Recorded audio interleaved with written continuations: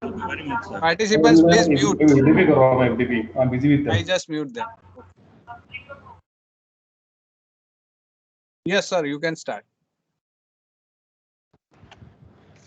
Thank you very much, sir.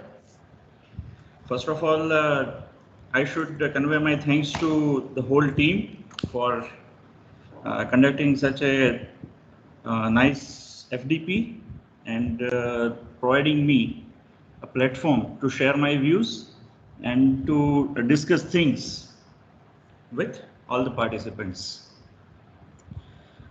Before start, I want to just say that, see, this FDP is basically on electrical vehicles. Right. Yes, this FDP is basically on electrical vehicles.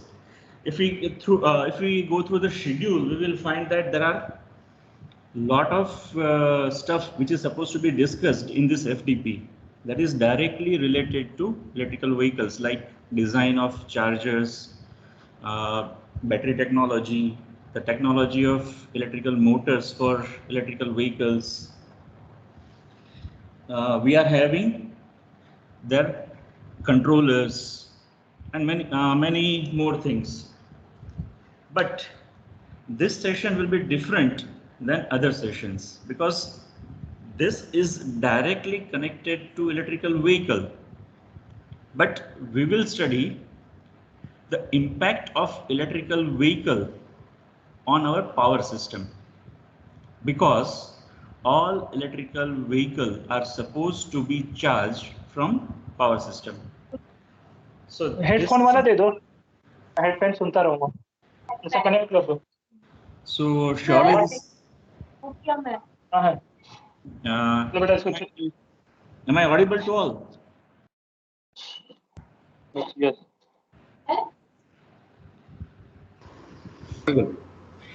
Sir, you can mute all and then start the So same. let me continue. So we will analyze the effect of electrical vehicle. We will see the introduction of electrical vehicle, but not only for electrical vehicle. We will see that introduction of electrical vehicles, their charging, their discharging, or you can say vehicle to grid technology, all those things with respect to the power system, right? And I learned that this group has many participants from different subjects. So I'll try to be as technical as possible, but with reasonably easy language. And I'll hope that whatever we will discuss can be understood with basics for everyone. I want to tell you one more thing, that I'll share some of our research work in this area also. We had worked for effect of electrical vehicles on power system around 2 years back.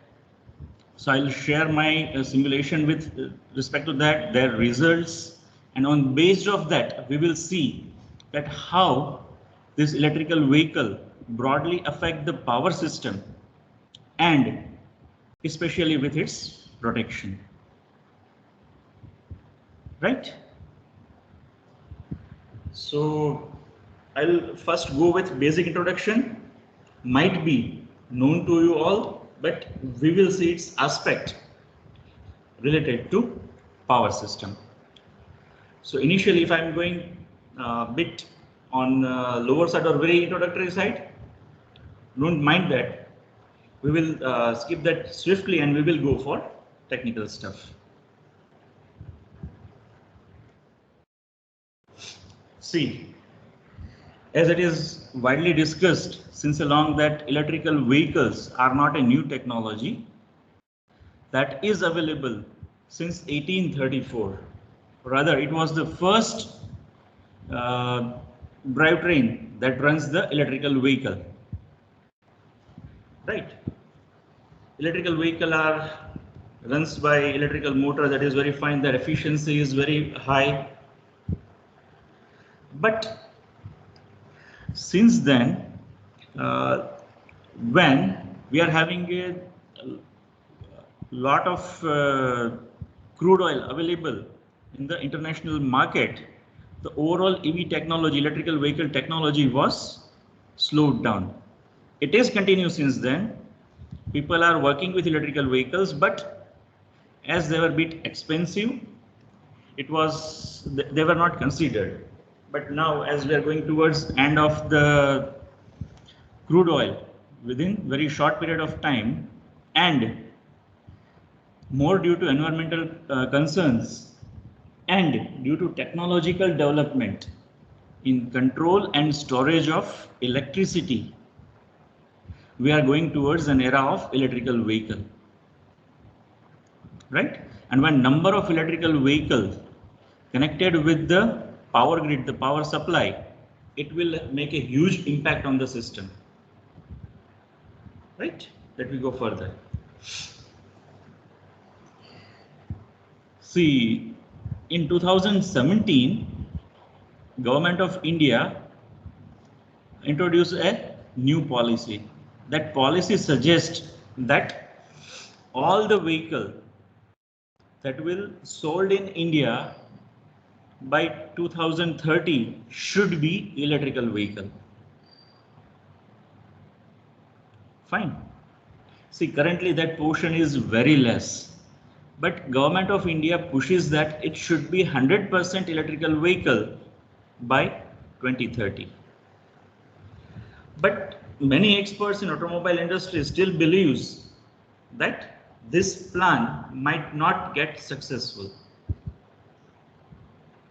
What is the reason? The main reason currently is problem of storage of energy and charging station. Right.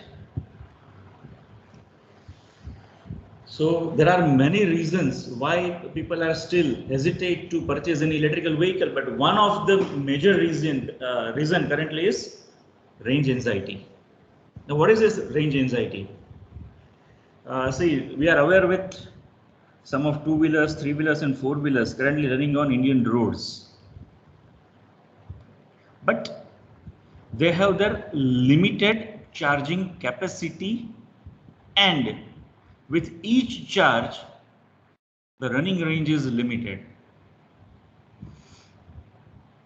Right. So might be possible that if you forgot to charge or due to some reason, if you cannot charge your vehicle, then you can go with it, but might be possible that you cannot return with it. You are not having a confidence that you can go by a specific margin and then can return. If you are going from, let me assume, from Morbi to Ahmedabad, it is around 225 kilometers. So you can go to Ahmedabad, but until and unless you will get a charging station there, you cannot return. That is very sure. So the range is limited at this moment. That is called range anxiety. Second thing, lack of charger. We are having very less number of charging stations available. We will see in exact numbers in figure also in our future discussion, but believe me, they are still less than 2000 in numbers in total, and that includes some electrical fleets run by some companies in Bangalore and Hyderabad. So overall charging stations for normal public is very limited, right? So in a survey in 2016-17, what we found from this is the main reason of people not purchasing electrical vehicle, around 45%, is availability of chargers, or you can say unavailability of chargers, and range. You can say range anxiety. Both are almost the same thing. So ultimately it will range around 80-85%. So 80-85% people do believe that they cannot trust electrical vehicle because number of chargers available are limited and battery capacity of electrical vehicle are limited. Still, people are going with cost also. The cost is a concern, but slowly with improvement in technology, this cost will surely go down. Fine. The lack of knowledge that this vehicle can be charged at your own place also. I'll consider this lack of knowledge with rural areas. Like in my view, electrical vehicles like two-wheeler or three-wheeler or four-wheeler are best suited for rural area if proper charging is available. Because in a rural area, the overall cost of electricity is less compared to urban areas. So if we say, if people will know that they can go with electrical vehicle because their range is reasonably limited if you are going with rural areas. So people are not aware about electrical vehicles, and that's why they are not going for it. Currently, choices are limited, as in previous lecture, Indra Trivedi sir has already said that the choices are still limited with us. We will discuss those choices in this discussion also. Right. So overall said, battery capacity, battery range, and charger are major hurdles against use of electrical vehicles in India. Fine, we need to remove it. Technology has to overcome the issue of limited battery charging, and we need to provide number of chargers. And when number of chargers increased, it will induce a heavy load on electrical system. And we are interested overall in that impact. See, this is very well known to all of us, that types of electrical vehicles, two-wheeler, three-wheelers, public vehicles, and now heavy electrical vehicles are also available in market, heavy trucks and all those. But basically their operating principle are either battery electrical vehicle, hybrid electrical vehicle, and plug-in hybrid electrical vehicle. We will not go much of detail in all of this because it is already covered or will be covered in this scenario, in this oral schedule. But let me see what is BEV in a short. We'll go through this swiftly. Battery electrical vehicle is the vehicle which is having only battery to drive a motor, and that motor will run the vehicle drivetrain. It is the easiest electrical vehicle available in market.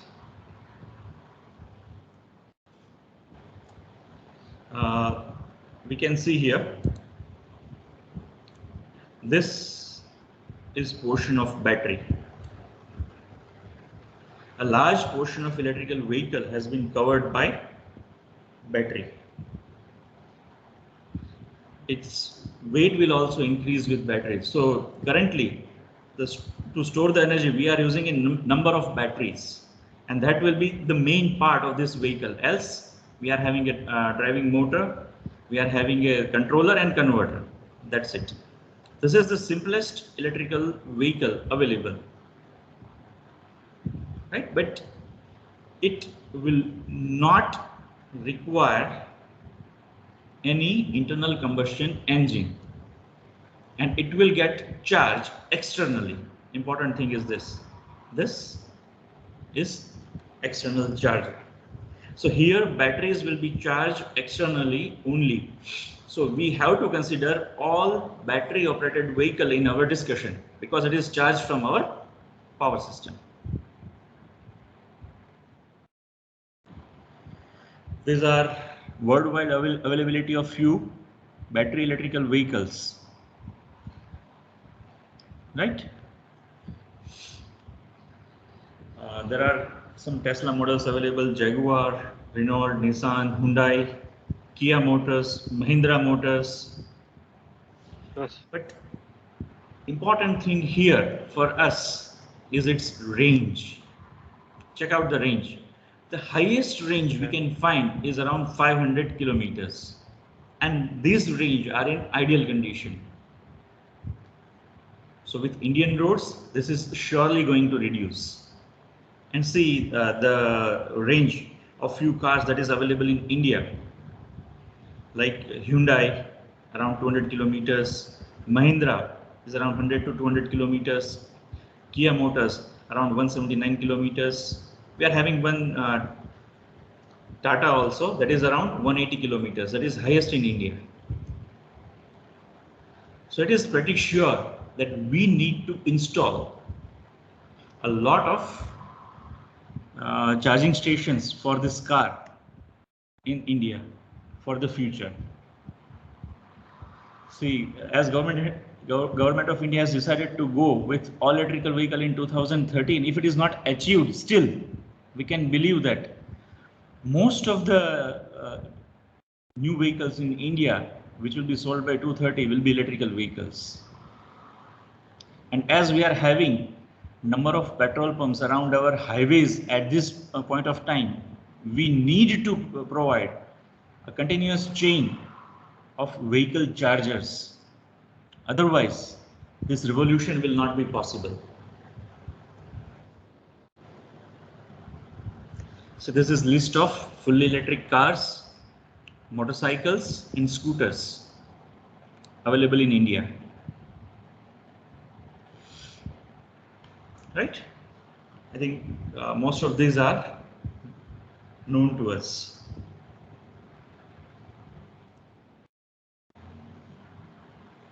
These are cargo three-wheelers, mini pickup trucks and rickshaws. Purely electrical vehicle, battery operated electrical vehicle. Fine. So slowly we are moving towards electrical vehicles with number of options available for us increasing. The second option which is available with electrical vehicle is hybrid electrical vehicle. As name suggests, it is a hybrid vehicle that carries an IC engine. That IC engine basically charges your battery and that will run your motor. So here the actual drivetrain will be run by electrical motor. The detail of this motor will be discussed. I think there is a session tomorrow for that motor and controller for it by Dr. Dipankar Devnath. So I'll add this portion on them. Let me go further from here.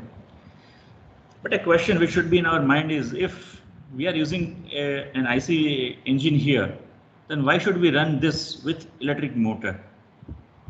Or what is the advantage of having this hybrid system? Then we can say that this hybrid system will provide us to run the engine at a constant speed. So engine will produce electricity and it will run the motor. But when you will change your speed, certainly the speed of motor will get changed, but speed of engine will not differ. Excess energy can be stored in battery or in some other mechanism, and then when excess energy is required, it will be drawn from that storage. So engine will run constantly and it will give you higher efficiency. So overall efficiency of hybrid vehicle is more than your regular IC engine vehicle. But most important thing for us is this car doesn't require any charger, and if charger is not required, we'll not touch this in our further discussion.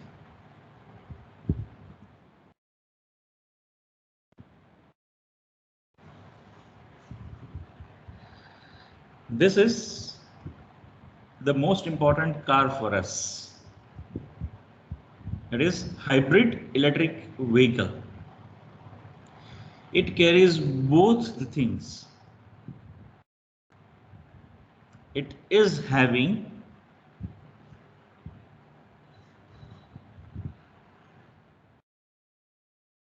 just a moment. Yes, it is plug-in hybrid electrical vehicle. One of the most important thing for us, because whenever we are going with this type of vehicle, it basically carries two type of drivetrains. First, that can be run with only electrical supply, or you can say with motor, and it can run with internal combustion engine also. There is an option that it can work mutually. So drivetrain can be run by electrical motors. Usually, in most of plug-in hybrid electrical vehicle, the drivetrain will run by electrical motors, and engine will support it with generation. Or in some parallel hybrid car, we are having double drivetrain with engine as well as electrical motor. So this type of car can run either with electrical motor, or either with IC engine, or with combination. That combination might be series or parallel. But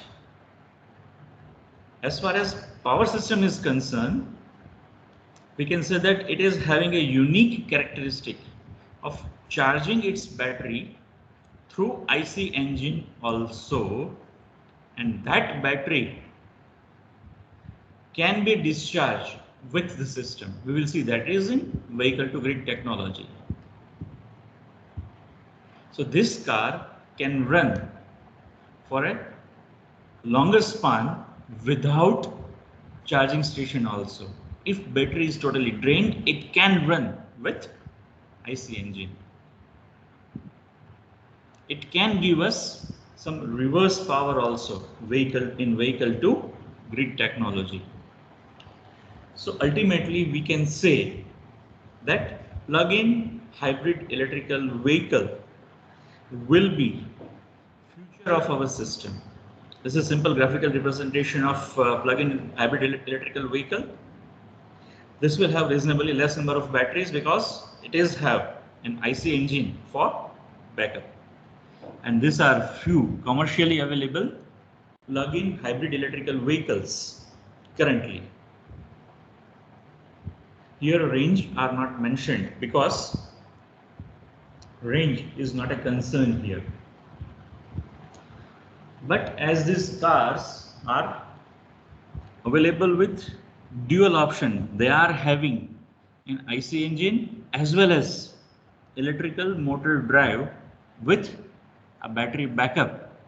Its overall costing is very high. So all plug-in electrical vehicles are currently on expensive side for automobile market, and that's why currently people are choosing less. They are not a first choice for many buyers. Fine. Let me go further. Now, as we know, we have to discuss about battery electric vehicle and plug-in hybrid electrical vehicle only. We are not interested with hybrid electrical vehicle because they will not make any impact on power system as they will not require any charger. So now we will see how charger will be work for electrical motors on power system perspective.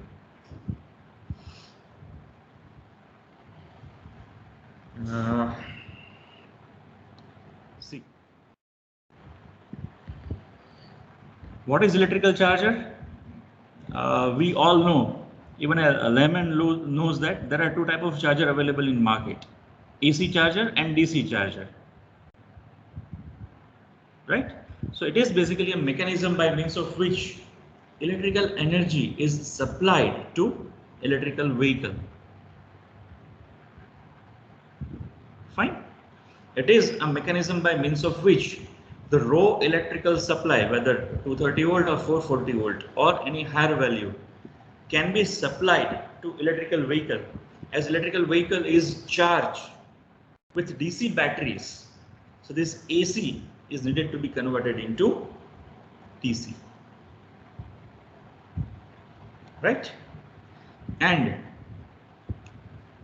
we all should know that our total highway network plus rural area must be covered with such type of electrical chargers.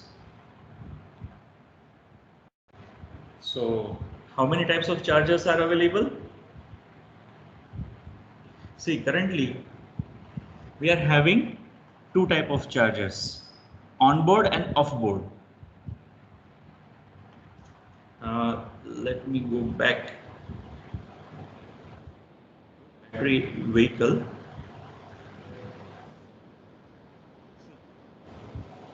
In this case, we can say the supply is given. The supply is given here.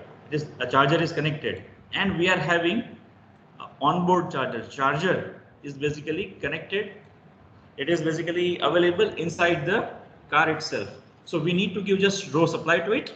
Charger will charge the battery. In this case, cost of charger is also included in charge of electrical vehicle. While second is offboard.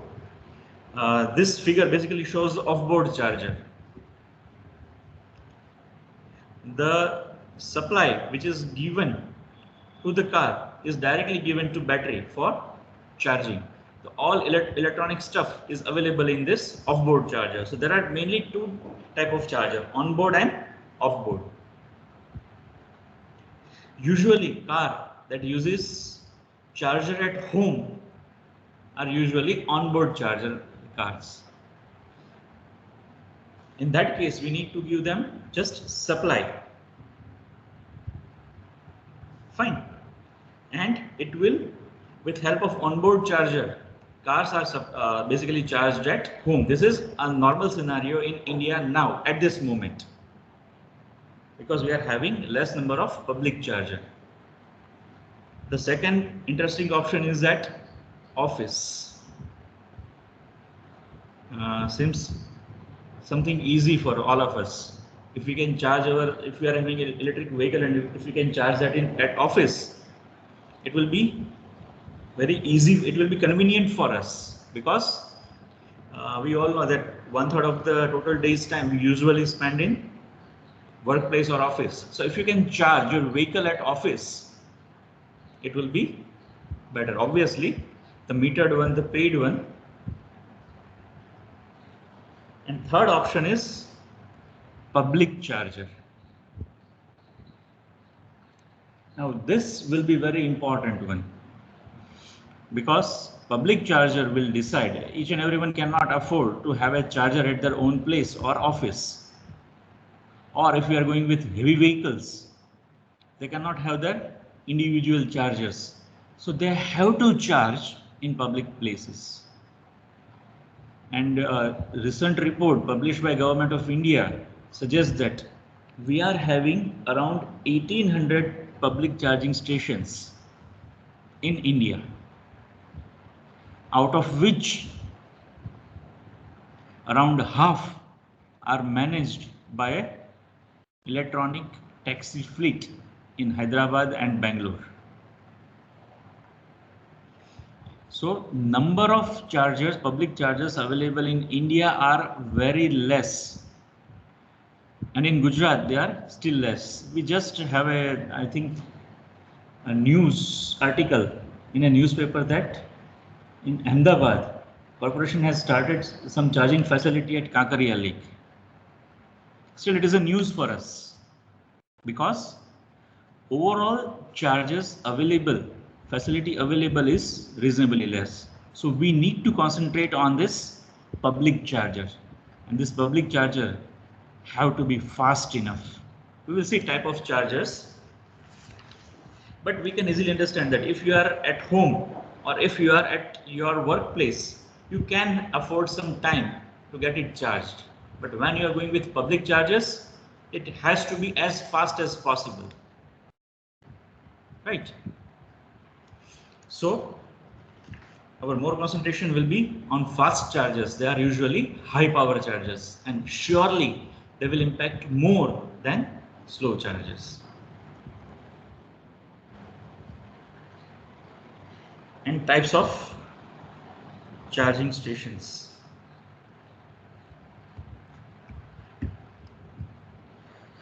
See, conductive, inductive. We are having conductive sessions, we are having inductive charging stations. Conductive means the charger is directly connected with the supply. The charger is directly connected with the supply. Right. Inductive means the energy will supplied wirelessly, as we are having some inductive chargers in mobiles right now, but capacity of that charger is very limited, and to supply heavy power, high amount of power inductively may possess some difficulty. So we can opt for a third option also. And what is that option? That option is battery swapping. The charged battery will be replaced with currently drained batteries at a station, at a battery station. I'll call it battery station instead of charging station. But it will have many difficulties when we will go practically with it. Only because there will be concern about type of batteries, the charge of newly induced batteries, their charging capacity, their aging effect. So when we are going with battery swapping technology, it will give us many difficulties. So surely we are facing this problem in battery swapping. So most convenient method for us might be conductive charging. I'm using word might be because there are a lot of research work going on at this moment in the whole world about this charging technology. We might get some beautiful solution in future. In that case, some other charging technology might arise. But keep in mind whether it is conductive charging, whether it is inductive charging or battery swapping, because those swapped battery also need to charge. So all this three method will use the grid power for charging. Fine. This is a block diagram for charging technology on board and off board. AC charging means on-board charging. You need to give just power supply direct from your place or grid. On-board charger will convert it into appropriate voltage DC supply and battery will be charged by means of battery management system. Or that AC to DC conversion will take place in a separate charger, and it is in form of direct DC will be given to battery.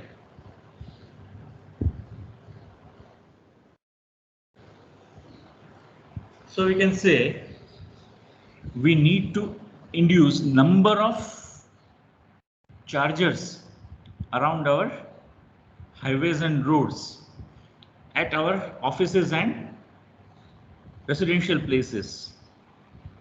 But currently we are having limited numbers of electric cars, so our chargers are limited.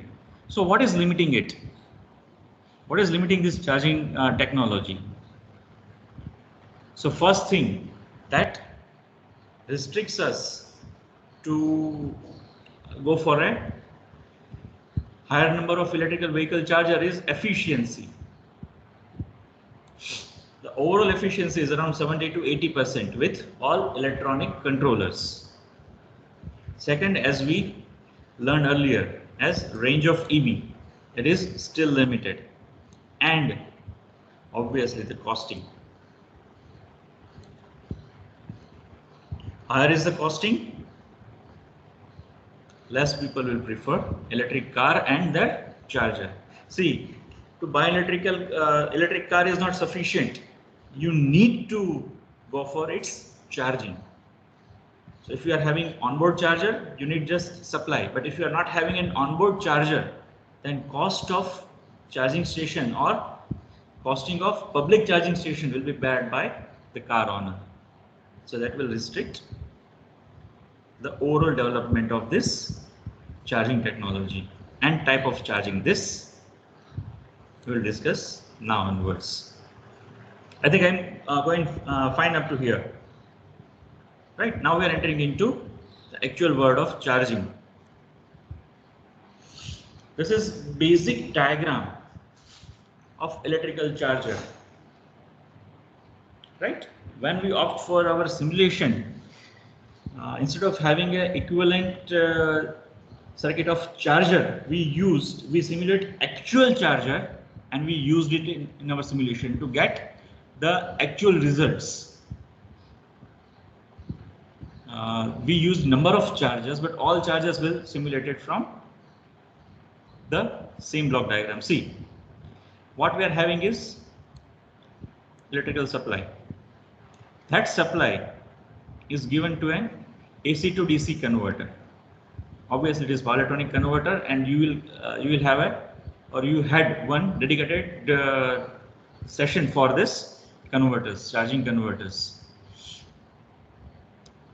But this AC to DC converter will convert available AC into DC voltage. Then that DC voltage will further be modified to match battery requirement by means of a DC-DC converter. And then it is given to electrical battery. And this charging will be monitored and controlled by a digital control system. This digital control system will decide charging on based of available charge in battery and supply voltage. This digital control system will make this charger on or off. Keep in mind this thing because it will be required in our further discussion. Digital control system usually have voltage and current from AC side as input. It is having DC output as its feedback. And one more thing, available charge in battery, the level of charge in battery at specific moment of time will be given as input to digital control system, and control system will decide the charging current and charging voltage for this battery. Fine. I want to mention one more thing, that this charger can be easily made bidirectional. So whatever AC supply is going to battery, the same can be reversed also, and whatever energy stored in this battery can be converted into appropriate DC and then DC to AC and then can fed back to grid also. That is called vehicle to grid.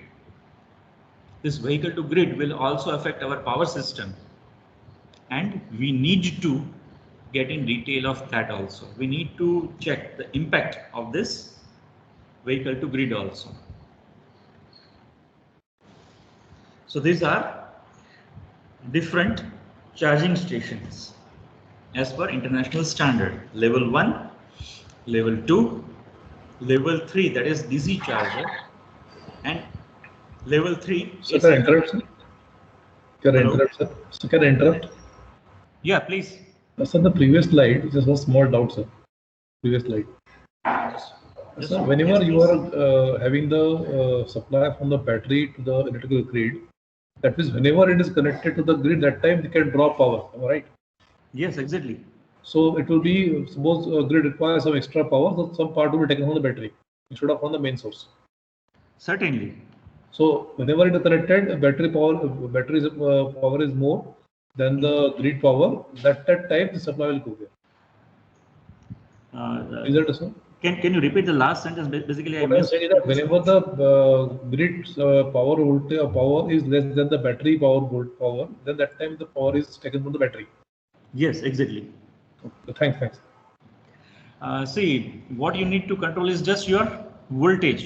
If you'll make your battery voltage higher than the grid voltage, certainly it will flow from battery to grid.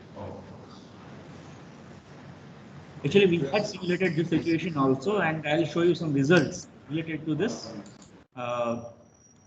electrical vehicle to grid transfer also. We will discuss this also. Is it okay? Thank you. Thank you. So these are different chargers as per international standard.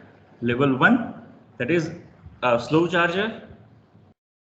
See, it uses around 110 volt AC with a total transfer capacity of around 1.4 to 2.4, means around 2.5 kilowatt is used here. There are slow chargers will take a long time for charge and usually used with 2-wheelers or 3-wheelers and sometimes with 4-wheelers also.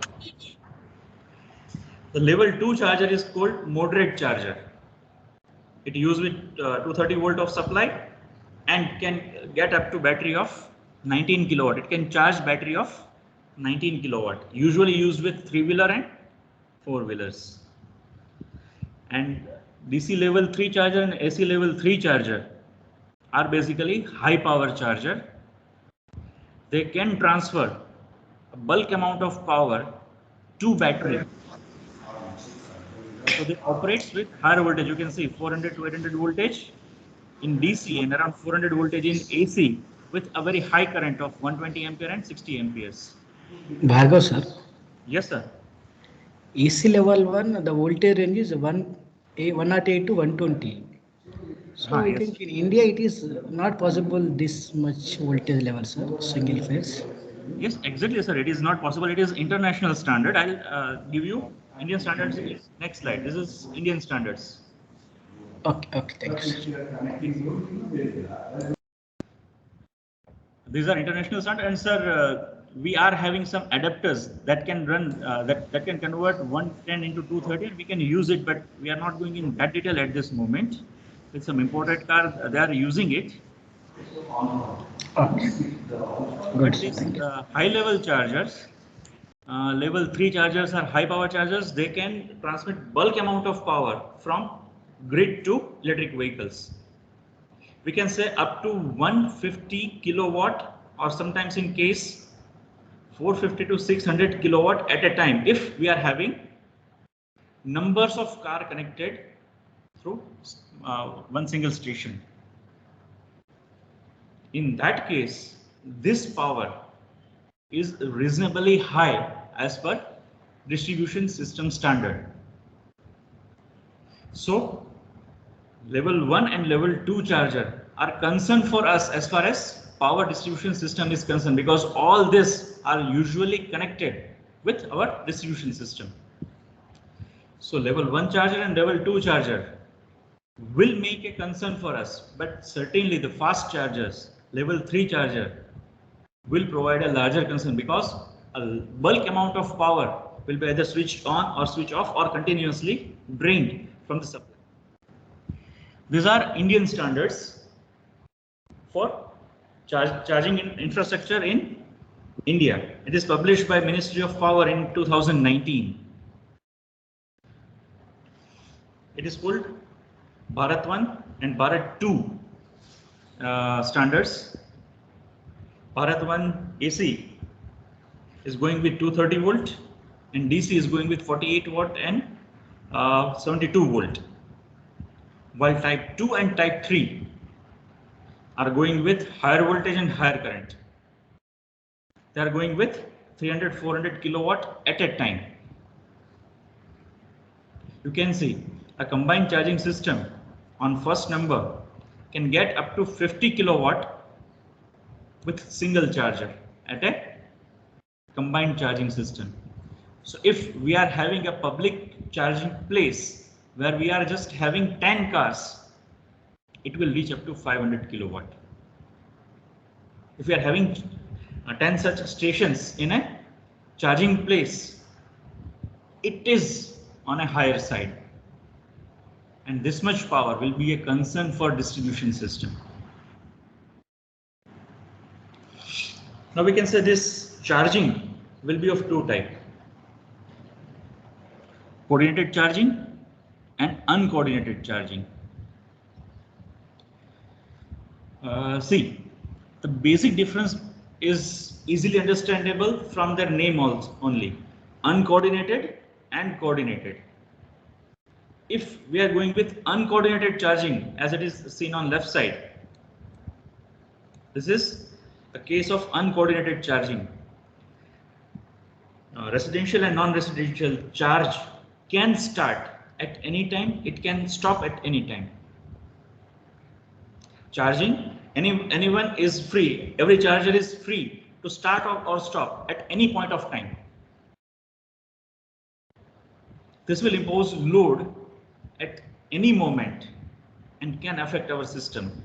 While whatever we can see on right side, this is coordinated charging.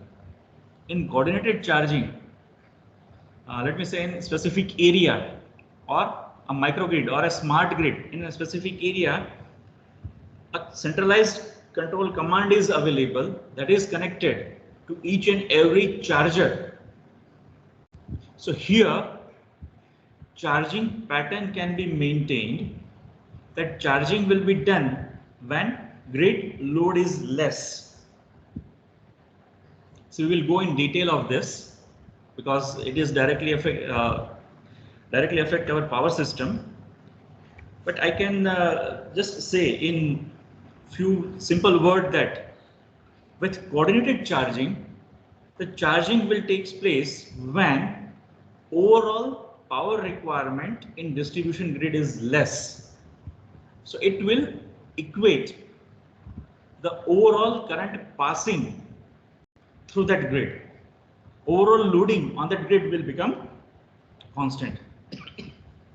Here we can say the blue line basically indicates non-residential load. That load is limited in this region. So, sorry, that load is higher in this region. In this timing, non-residential load is very high. So at this point of time, our charging should be limited. When this load decreases, charging should increase. Fine. So ultimately, it will make charging, you can say, the cheaper also. Because when we will go for commercial use of electricity, its rate will change according to availability of power and use of power, or you can say the congestion of power. If congestion is more, if requirement is more, the power will be costlier and power will be cheaper when we are having less requirement. It is very obvious. Fine. So with coordinated charging, we can charge our system with reasonably less overloading and cheaper also. This cheapness, we will see how a cheaper power can be used for generation of electricity when we will see vehicle to grid technology. So what the overall coordinated charging is? In there is a central aggregator, or you can say a central controller that will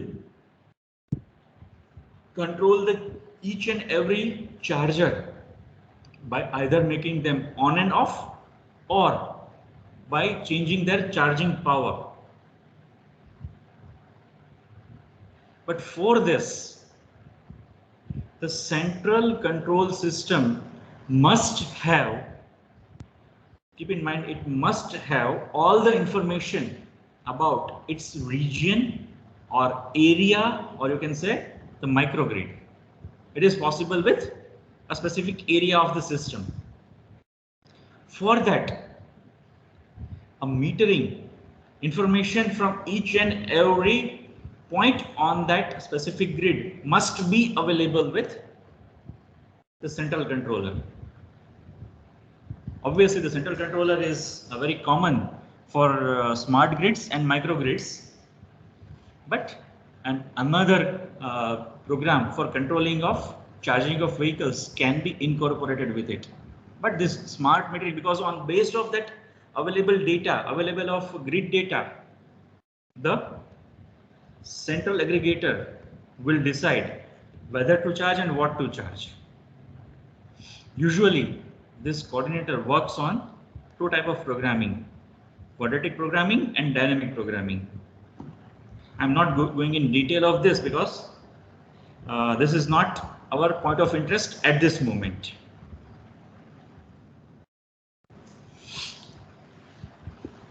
So this is just visualization of uncoordinated charging and coordinated charging. In uncoordinated charging, anyone can randomly start their charging. Charging is absolutely random here. Charging is absolutely random. Anyone can start their charging at any time.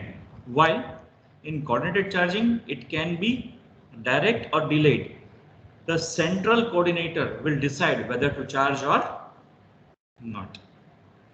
So for a smaller area, coordinated charging is the most important one, the most preferred one. Now we are going into our actual business. Effect of electrical vehicle charging on distribution grid, and especially for its protection.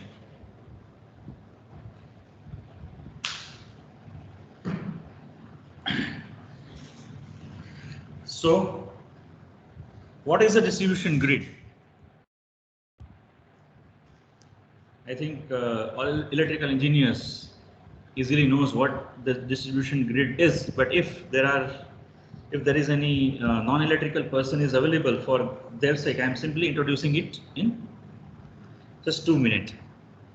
Distribution grid is basically the last portion, the end portion of any power network that starts from generation.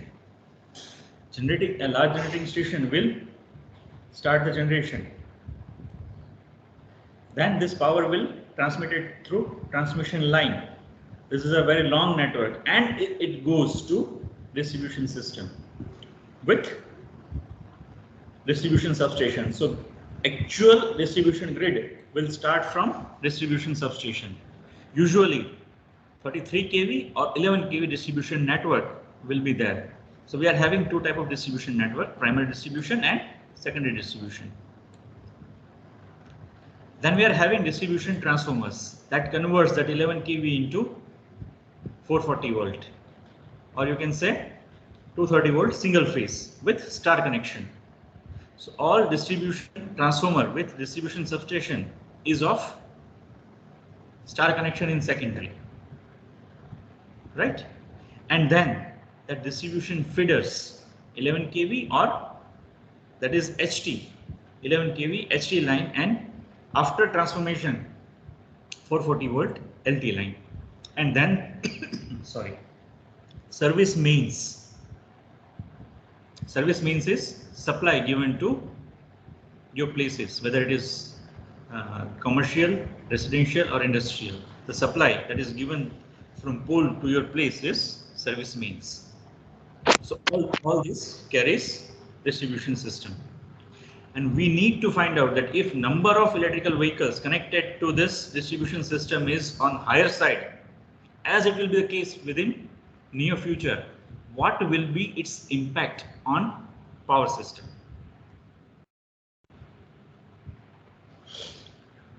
See, if we are using a coordinated charging at each and every place, it is not a much of concern. It is a concern, but not much of concern. But as we all know that usually everyone will prefer their own time, will not go for coordinated charging. So that uncoordinated charging may create a huge impact on utility grid. It will increase load, peak demand. Peak demand means maximum demand on that system. That maximum demand usually exists in evening period and early morning period. Evening from 5 to 7 or 6 to 8 will be normally peak period where overall power demand is on its highest level. At that moment, if charging starts, that peak demand can be overshot. That can lead the grid towards instability. As we seen earlier also, the level 3 charging stations can supply 55 kilowatt or higher power from utility grid to a single electric vehicle. So if number of vehicle charging at any moment is on higher side, let me say 5-10 electrical vehicle charging in a single distribution grid, which might be very high in near future, it will create a high amount of load for any distribution grid, because distribution grid is low voltage grid. Moreover, due to this higher power, the current that is flowing through the transmission system, the distribution transmission system will be on higher side. And this will create problem for protection system, because most of protection system for distribution feeder works on overcurrent principle.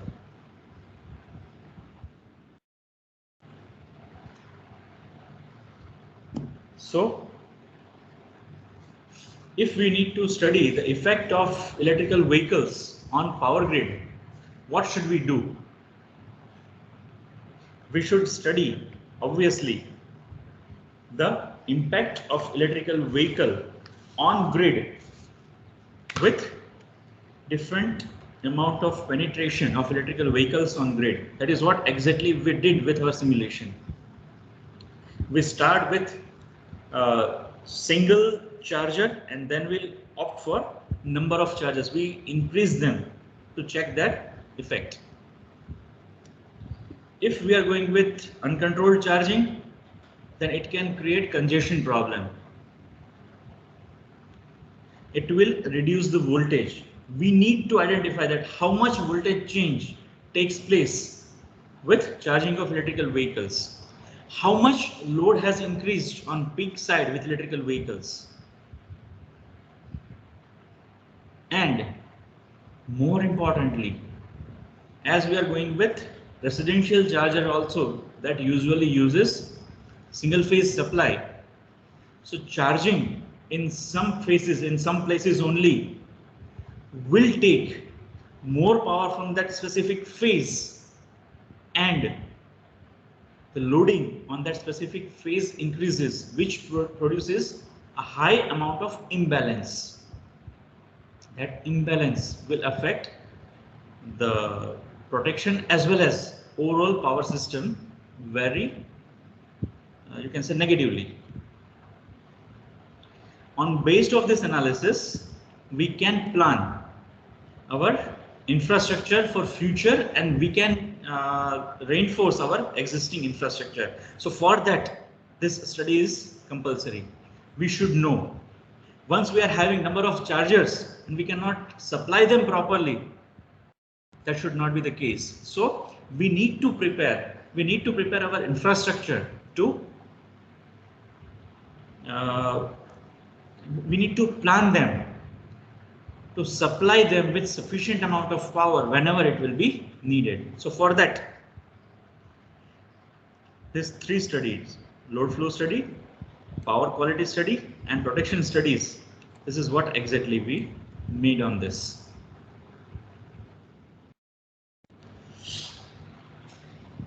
So for this study, the simulation made.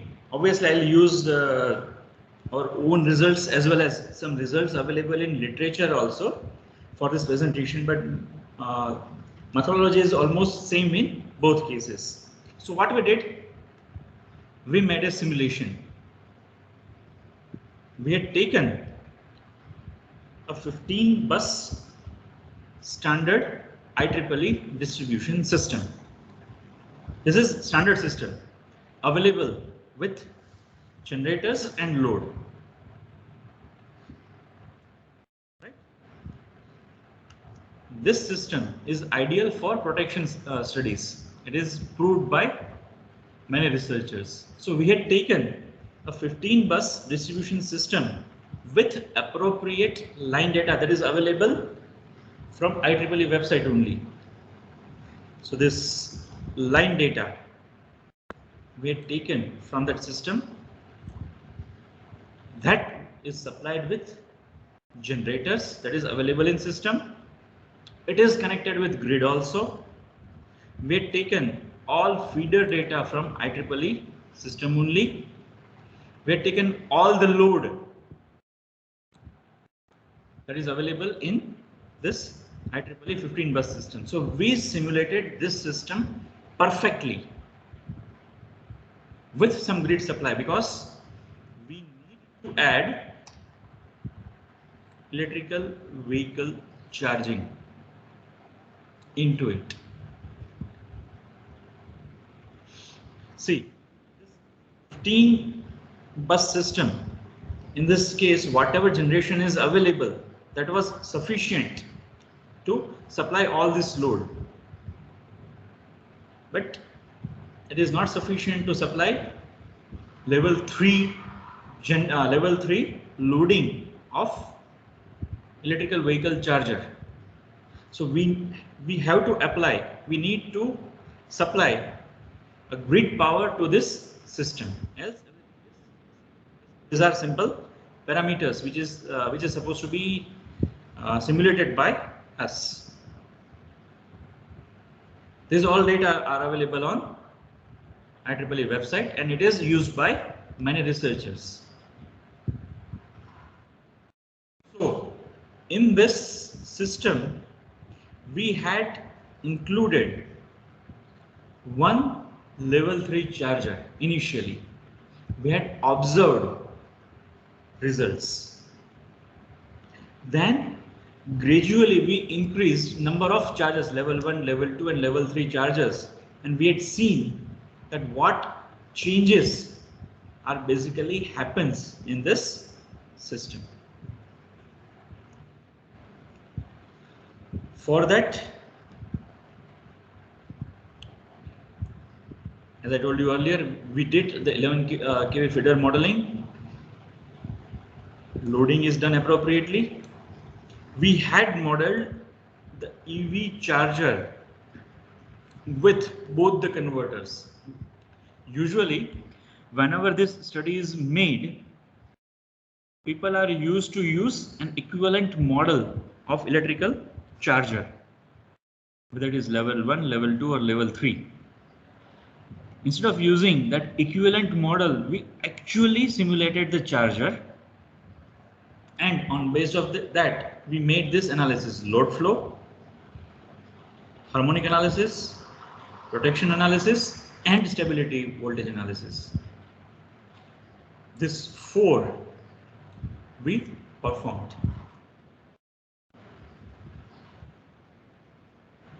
This is exactly the electrical load we used,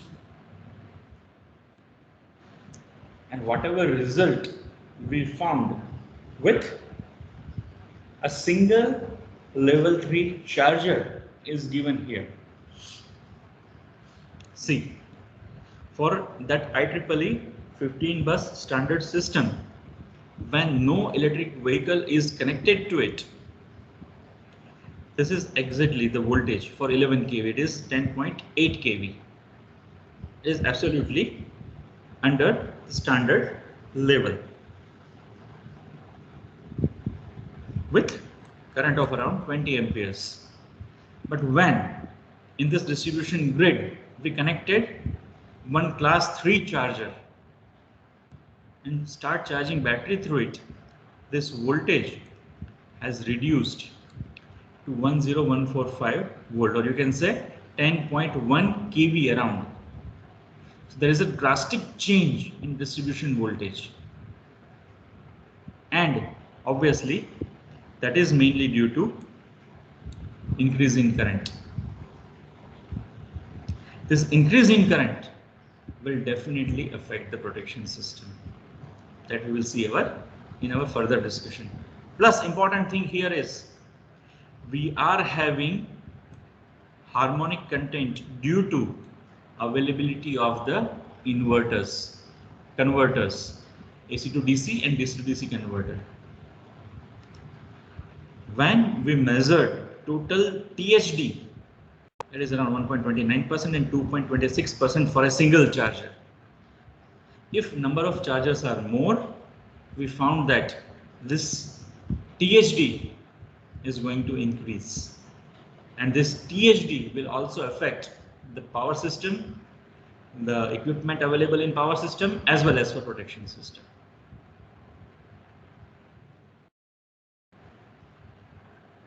This is result of another study. This is available on open source network.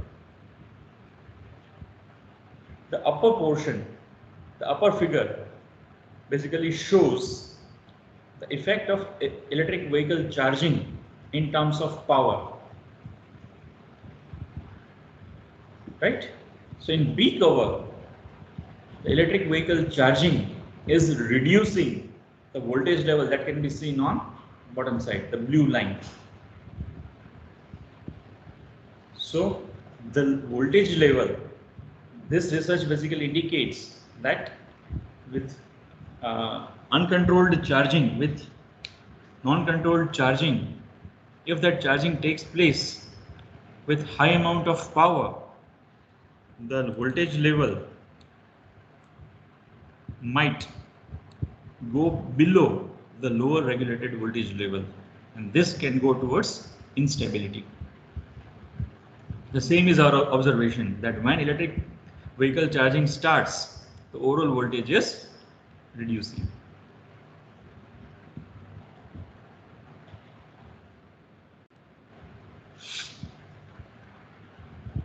So,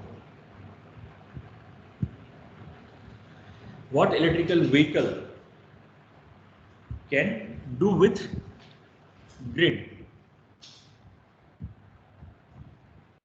As we have seen that it will change our voltage profile, the level of voltage is going to change. It can create unbalanced current. If load is connected, more load is connected in a single phase, overall current that is unbalanced will be higher. On base of that, voltage will be also unbalanced and can create problem for other devices. It can create harmonic in the system. Due to electric vehicle loading, the overall transformer loading limit, distribution transformer loading will be on higher side. As we all know, that distribution power transformer is usually categorized, it is basically designed for its continuous load, and it is designed to take a peak load for a specific period of time. That margin is higher for distribution transformer, but if it is loaded for that higher level for a higher period of time, certainly transformer loading limit will be exhausted, and it can create problem for transformer, which is not at this moment normal scenario for agriculture loading. Those who are concerned with power system and protection and the overall distribution system might appreciate this. Plus, overall, due to higher current, losses will be higher, so efficiency will be lower. Control of system will be difficult. Less voltage or imbalance of voltage will create stress on customer equipment, and we need to strengthen our distribution network. These are impact of electrical vehicle directly on the grid, and this is what we exactly observed. So electrical vehicle can give positive impact like benefit of vehicle to grid technology that we are going to discuss after this. But that will be a positive impact that will help the grid, while negative impact will be voltage instability, increase of peak demand, power quality problems like voltage and frequency, increased power losses, and transformer heating and overloading. So broadly, if we can reckon, electrical vehicle impact is more negative on our power grid than positive. We need to restructure our power grid to get rid of this negative impact. Now, in particular, if we need to discuss about protection, how the electrical vehicle charging will impact on the protection system, then we should know how actually protection works. We all know that usually overcurrent relays are predominant in distribution system. They are having their own plug setting and time multiplier setting. I think very familiar word for all of us. I'm not going in detail of that plug setting and time multiplier setting at this moment. But it usually works with current. In addition to that, relays are supported by the negative sequence current or zero sequence current relays like earth fault relays or negative sequence relays, negative sequence current relay. But that is also an overcurrent technology. It might be aided with voltage, right? So for any relay, for any protection system, usually the parameters which are used by relay is current, voltage and frequency. Current, voltage and frequency. And as we discussed in earlier section, that inclusion of electric vehicle charging will affect all of these three. It will increase in current, it will reduce your voltage profile, and will induce some harmonics into the system. And obviously, as transformer is included in this, it is a major component of distribution system. Protection of transformer is also supposed to be considered, and EV charging will affect all of this four. How it affects? Let me check here. It will create coordination problem for overcurrent relays. It is well known that all overcurrent relays are usually coordinated with each other in time current coordination strategy. Successively, the time and current are increased from last relay to next backup relay, as it is shown in figure also. It is shown with inverse characteristic. This is absolutely an inverse characteristic. So this coordination takes place with specific amount of current.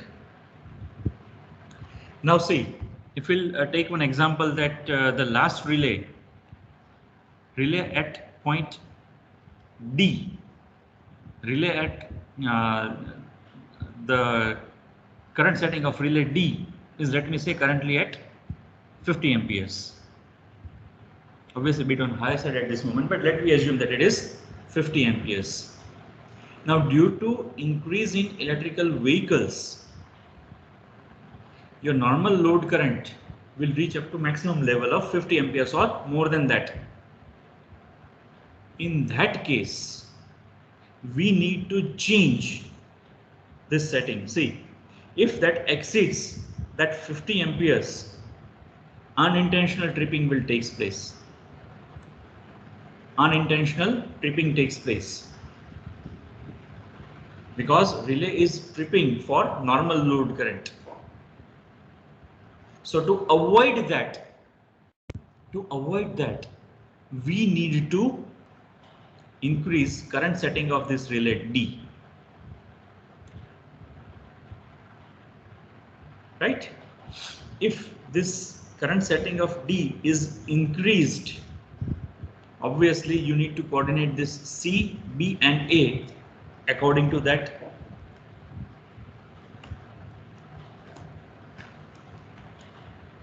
Right? Now we don't know where the penetration of electrical vehicle will be except this region between D and W.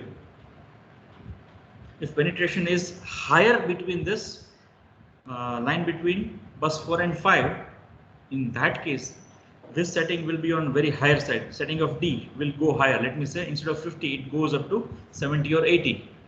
If it is set out on 80, then successive setting of relay C, B and A is going to increase.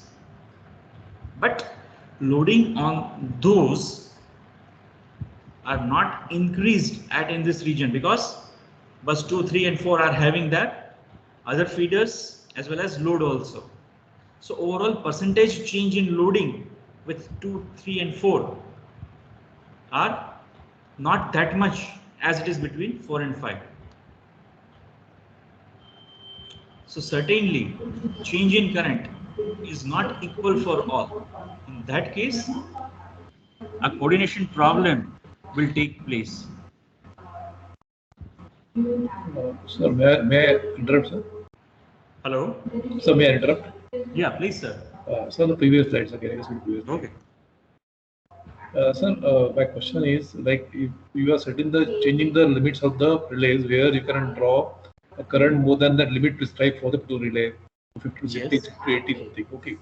So ultimately, when it comes to the grid, is it the capacity of the conductors or those cables which are going to carry the current? That limit is basically what is affected, right?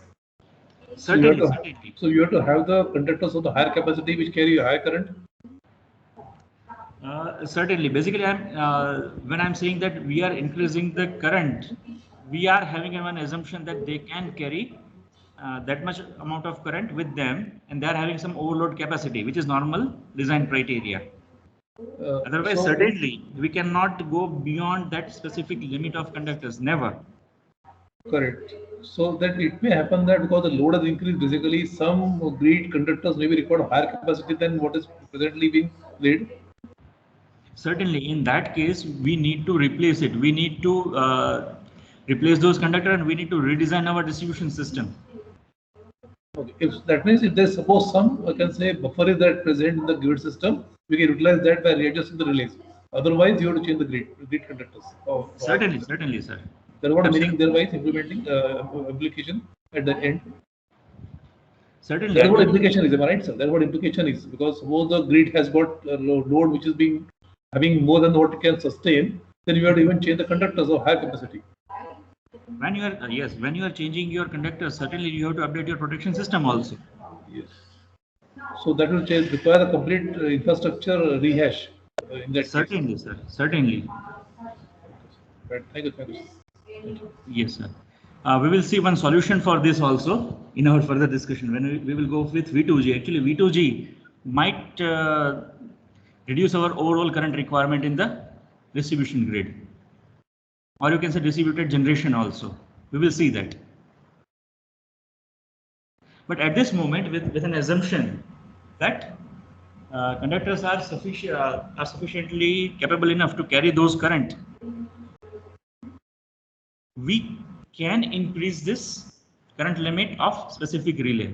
But the point which I am emphasizing here is, once you will change setting of a relay, you need to change the setting of all relays throughout the system.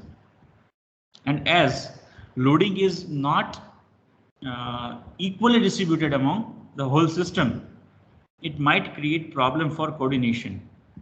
This will open a new area of coordination with distributed charging for researchers.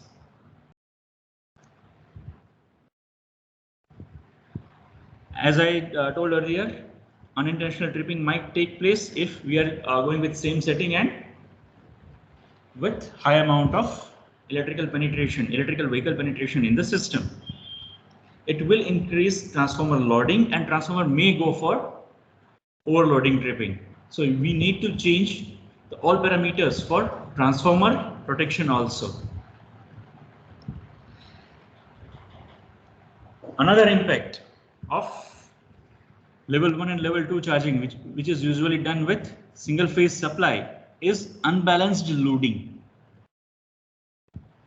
Due to unbalanced loading, a heavy current may pass through neutral, and when that neutral is solidly grounded, which is a normal case for distribution system, that current will be grounded, that will be earth, and earth relay might detect that and it might maloperate, which actually happened in our simulated case also.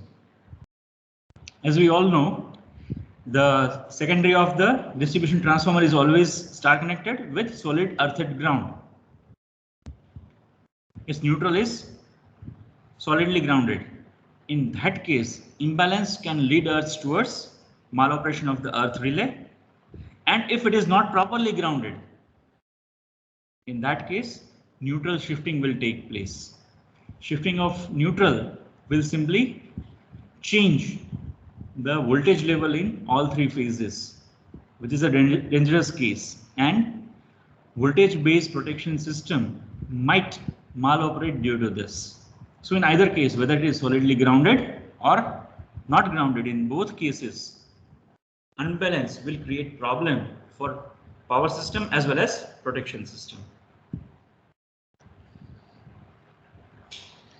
Now see, if we will increase the setting to one higher level, as we discussed earlier, if our system permits that, if we are having appropriate infrastructure to increase that level, so it may increase up to 30 to 40% of the previous level.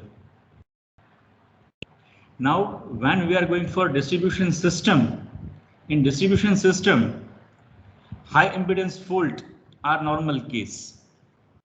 So in that case, it is fairly possible that end portion of the line, if I'm talking about this relay D, if its setting is done on higher side, it might be possible that a high impedance fault at the end of this line in this portion might not able to trip the relay D. It might be it might not reflected in protection system, and protection system might fail for that. That is called blind spot in protection system of this distribution grid. Fairly possible for all other line also. It is for high impedance fault happening at the end of the line with overall higher impedance. So fault current might be less. See, usually our fault current, our set current of relay should be between maximum possible load current and minimum possible fault current. But due to increasing load current, we can go up to that level that they might be equivalent, or the maximum possible load current may increase beyond the minimum possible fault current, especially where your current rating is on higher side due to coordination in relay A.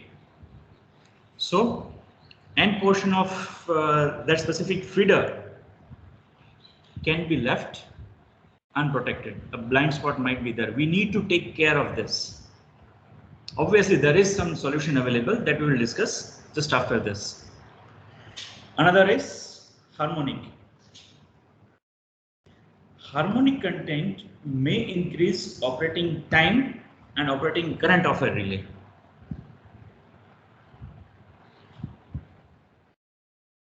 So what is harmonic? As we all know, harmonic is non-fundamental component of voltage and current, and it is measured as THD in total harmonic distortion. The equation is very well known for all of us. So THD may affect operating time of the relay and operating current of the relay. This is one research, a recent research in 2020 that reflects that when there is a total harmonic distortion or harmonic distortion is available in the current, then operating current of a relay will change with this 0.99 plus 0.0031. So overall operating current will increase. So relay will start its operation beyond its operating current level. So operating current level will increase according to this research. And in another research, it is found that when THD is higher, see, check this, 10%, 20% and 30% THD with a plug setting multiplier or ratio of fault current to set current, incidence current to pickup current. Usually it is known as plug setting multiplier of fault current to set current. If it is on nominal value, means your fault current is just above the set current. If your fault current is 100 ampere and set current is 70 ampere, in that case this ratio is around 1.2 to 1.5. In that case, effect of THD is very high. You can see it can reduce your operating time up to 41% with inverse characteristic. Usually inverse and very inverse are two relays that are widely used in distribution system. So this study suggests that as fault current increases, on this side, the effect of THD, the effect of harmonic is going to reduce. But for smaller fault current or fault current above just level of set current can affect the tripping time very adversely, 41% slower than its actual value due to harmonics. And as see, we are increasing our plug setting on higher side due to inclusion of electrical vehicles. So pickup value, the set value is already high. So this ratio of fault current to set current is reducing.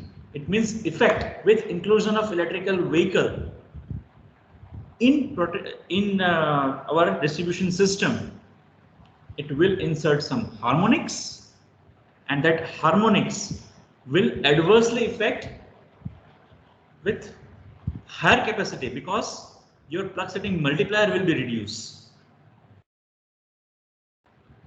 Right? For every fault in system, your fault current will remain same, but as setting is more, see, if I'll see in this system, if fault occurs at this point with electrical vehicle or without electrical vehicle, in both cases, fault current will remain same, but the set current is on higher side if you are using electrical vehicle. So plug setting multiplier is reduced. So impact of THD will be more, and obviously THD is introduced by electrical vehicle only. The same is true for very inverse characteristic, but here the impact is as high as 47% that you can see with 30% THD.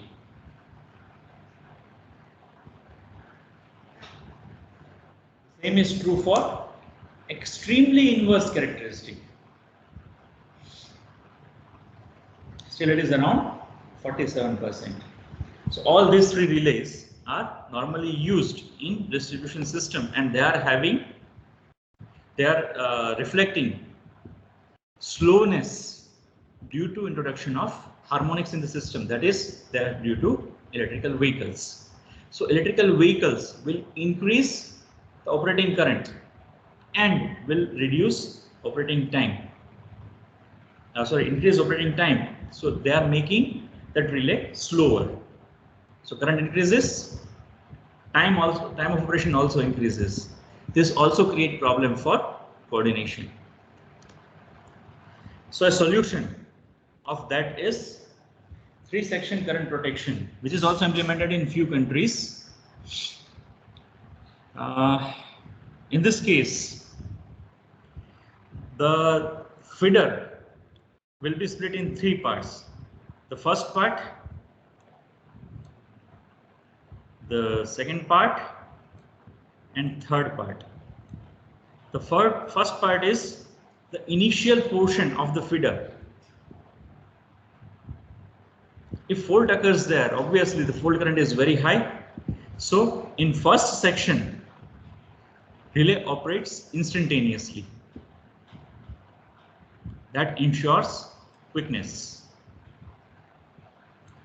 The second section, this one, that covers the end portion of the line. That basically operates with IDMT operation, and that ensures sensitivity, that relay should operate at end portions. Both of these levels are different. The first section will have lower limit. The second section will have a bit higher on that. And third section, that usually used for backup. But it also ensures that relay will not have any blind spot in that specific feeder. Third section usually covers a portion of next section and ensures backup. Bhargav sir, Yes, sir. now it's 5 to 10 minutes remains. Then question answer session. So please try to conclude that in 5 to 10 minutes. Thank you. Surely, sir. Around 10 minutes it will be okay. Yeah, okay. Okay, sure, sir. It will be concluded. So we are going for 3 different sections. First section, instantaneous time. Second section with IDMT operation, that ensures sensitivity, and third will backup. So with help of this, if we can say the setting of the relay is increased for first section, it will increase for second section also and third section also, but none of the portion will left unattended by protection system. So protection system will have strengthened. The another concept which is suggested in few literature, that is, you have to charge your relay according to your relaying setting. If you know that your setting is at 50 amperes, as in a previous question it was discussed that your overall network cannot take more load. If your load is fixed, you cannot go beyond 50 amperes. Then you need to coordinate your charging. You need to coordinate your charging in a way that overall load will not be beyond 50 ampere. So it is exactly reverse than regular one. You have to maintain your charging to accommodate with relaying requirement. For that, there is a research paper available from 2018 that suggests that dynamic optimization with help of optimization, any optimizer can get you this. It is done with binary particle sum optimization in this case with just 2 variables. They had taken 2 variables of the first one as losses and second one total load of the system with 4 constraints.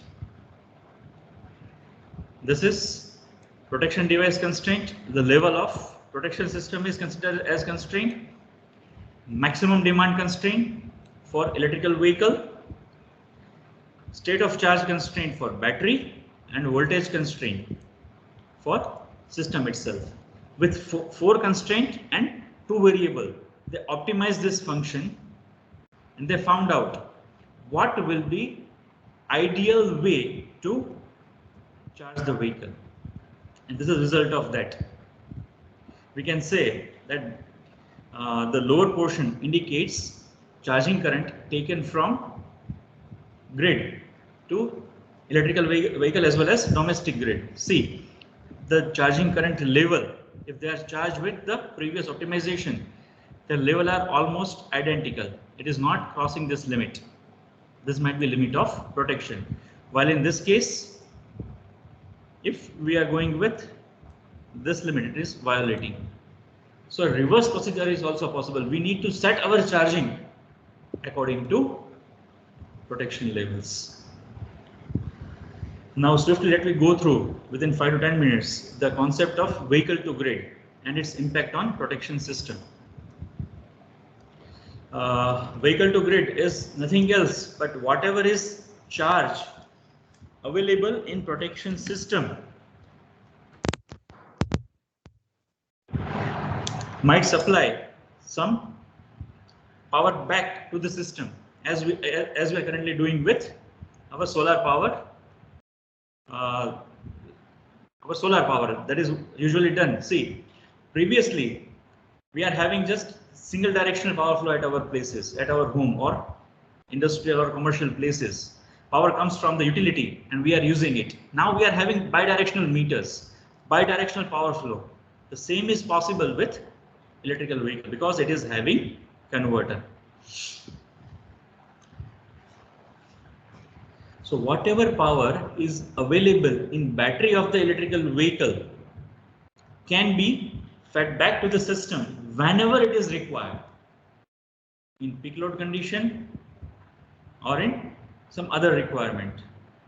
But this can be used as a spinning reserve or for voltage regulation. So if we are using battery power to be dumped into electrical grid, keep in mind we are talking this for bulk amount of power only when there will be number of electrical vehicles available in the system and they are feeding that power to electrical grid. In that case, we can conserve our generating stations, we can conserve our rotating reserves, our spinning reserves. We are not supposed to spend money on those reserves, and we can get electricity directly back from vehicle to grid. It will give income for car owner also, because car owner can charge their vehicle, during low cost supply, or you can say at night, and can give back to the system where supply cost is more, the spontaneous cost is more, so they can earn some money also. See, all this we are discussing because we know that usually we are using vehicle for lesser period of time. Most of vehicles we are using around 5% of the daytime. When we are going from home to our workplace, we used it, then it is parked there and it is used in return. For all other time, it is kept idle. It is in parking only. So if in parking we are having charging facility, in that case, that power, whenever required, can be transmitted back to the system. Right?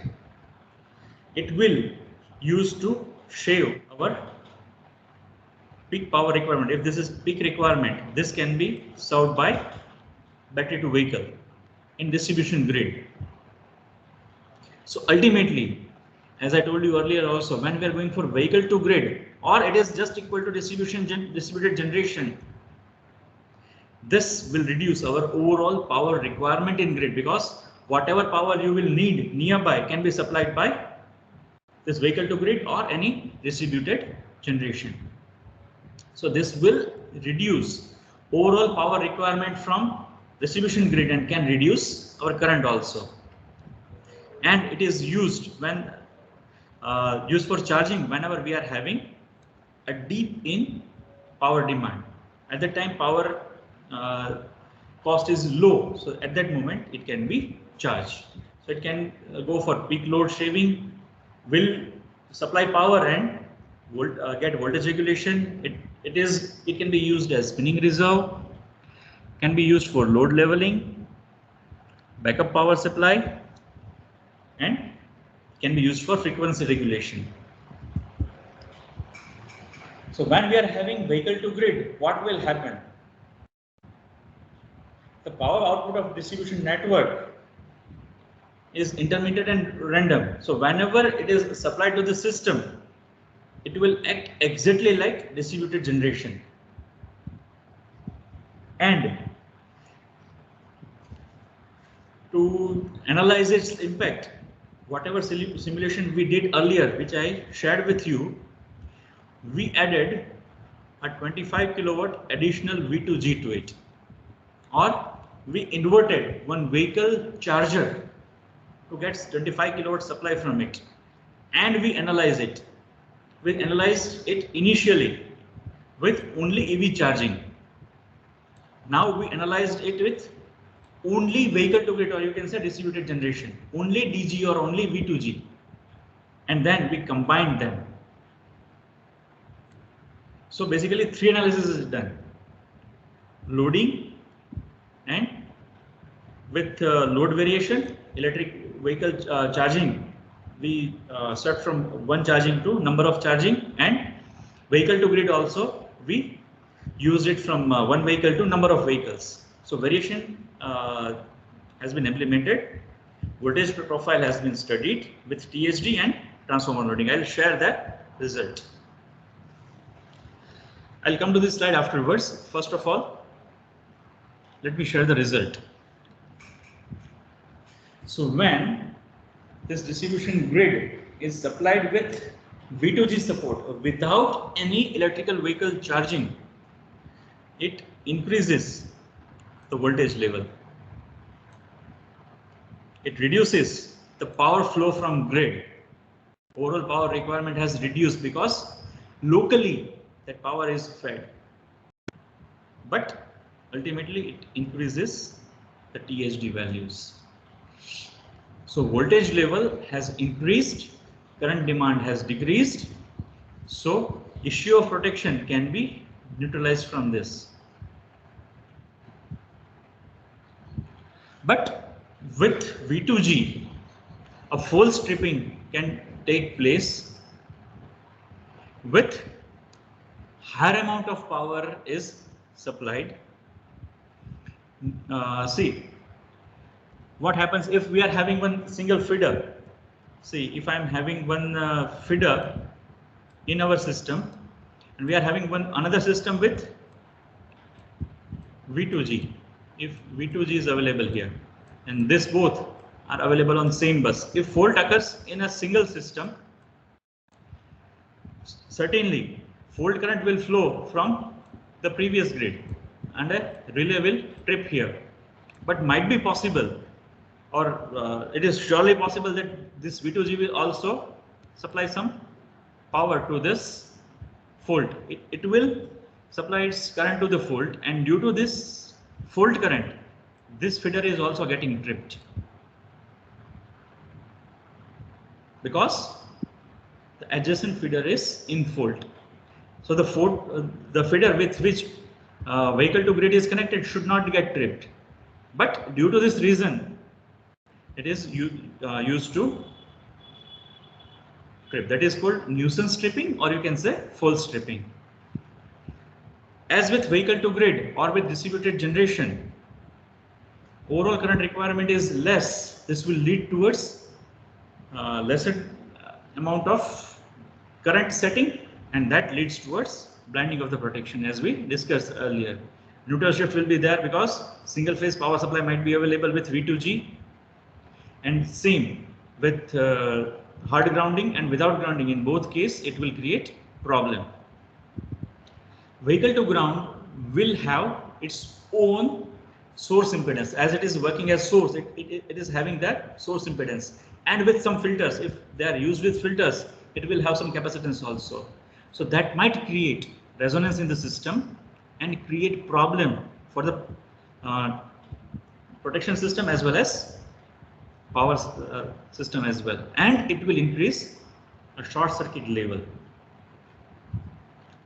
This overall, all condition with which we had simulated. The first condition is only regular distribution grid, 15 bus IEEE standard system. This is with charging.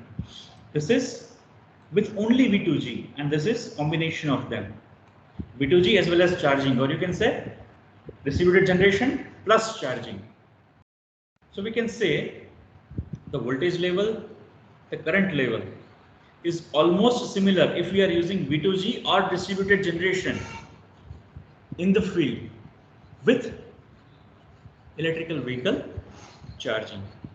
But the THD will be of very high level, and it increases with every increase in V2G or electrical vehicle charger. So in all, we can say that increased use of electrical vehicles have a large impact on distribution system and its protection. It increases losses, it creates a problem of voltage variation, frequency variation, THD is there. So ultimately it will affect protection system adversely or power system adversely. But if distribution generation is also implemented, which is the case at this moment we are having distributed generation, only distribution generation will also create problem for power system, like high amount of fault current. So we require fault current limiter and all those things.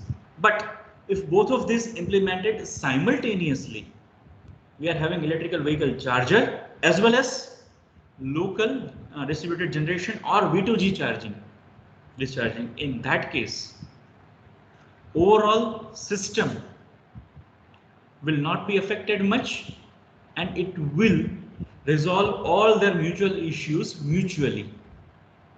So distribution generation, in my view, is an absolute resolution for electric vehicle charging problem on power system perspective. And these are few research areas or future challenges for all power engineers as far as electrical vehicle and its charging is concerned. So I'm not going in detail of all this. You can just read or note down. Meanwhile, we will take some questions.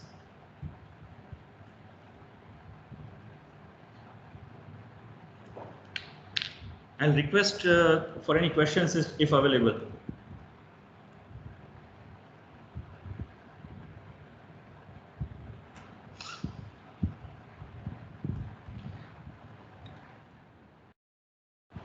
Chudasma sir? One minute. We have to unmute them. Okay, sir. Hello, sir. Hello. Hello. Hello. You can ask, sir. You can ask. Sir. Yes, sir. One question regarding negative sequence relay protection. Can you explain that? What is the meaning of that? Negative sequence relay protection. Yes, sir. Negative sequence relay protection. What is the meaning of that? Because generally not aware of this. Sir, usually we are having three sequence in voltage and current: positive sequence, negative sequence, and zero sequence. Positive sequence is a regular normal load current without any imbalance, a perfect system. When there is a change in system, when there is an imbalance in system, that will be reflected in negative sequence. And zero sequence usually exists when there is a ground available. There's a ground? So with, What is the ground? For the ground, it will be zero sequence. Okay. So when there is an imbalance in system, see, usually what happens that imbalance will create many problems for three-phase equipments. So usually negative sequence protection is available in each and every overcurrent protection system as a backup of your regular system. So whenever there is an imbalance, negative sequence current will be more. If negative sequence current is on higher side, certainly it will reflect that there is some problem in system, there is some imbalance in system, and due to that imbalance, that relay will operate. Or in other word, whatever imbalance negative sequence is there, if your neutral is absolutely grounded, perfectly grounded, then it will pass through earth, and earth relay is going to operate with that. So either negative sequence if it is not earth, or ground relay if it is earth, is going to operate. Is it fine, Right. sir? Right, thank you.